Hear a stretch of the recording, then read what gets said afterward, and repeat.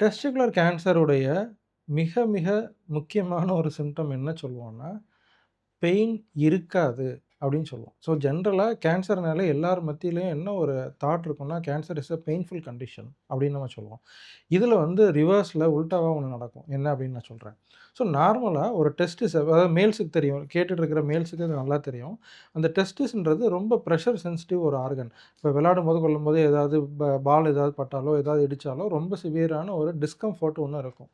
So அத தான் testicular sensation அப்படின்னு சொல்லுவோம். பேசிக்கலி அந்த டெஸ்டிஸ அழுத்தும்போது ஒரு ஆல்மோஸ்ட் அடி வயித்துலேருந்து வாமிட் வர மாரி ஒரு சென்சேஷன் இருக்கும். அந்த சென்சேஷன தான் டெஸ்டிகுலர் சென்சேஷன் அப்படின்னு சொல்லுவோம்.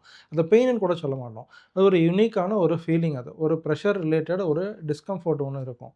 இந்த டெஸ்டிஸ்ல கேன்சர் வந்துச்சுன்னா, அத டாக்டர் வந்து ஸ்கேனிங்லாம் பண்றதுக்கு முன்னாடி ரொம்ப ஈஸியா எப்படி கண்டுபிடிப்பாரு அப்படின்னா, ஒரு டெஸ்டிஸ் ஒரு பக்கம் மட்டும் விரை வீக்கம் அப்படின்ட்டு போவாங்க.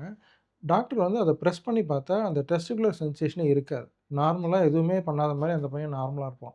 அப்படின்னா என்ன அர்த்தம்னா, டெஸ்டிகுலர் சென்சேஷன் இஸ் லாஸ்ட் அப்படின்னு சொல்லுவோம். அப்படின்னாலே இது கேன்சர் தான் அப்படின்றத 100க்கு 90% நம்ம புரிஞ்சுக்கலாம்.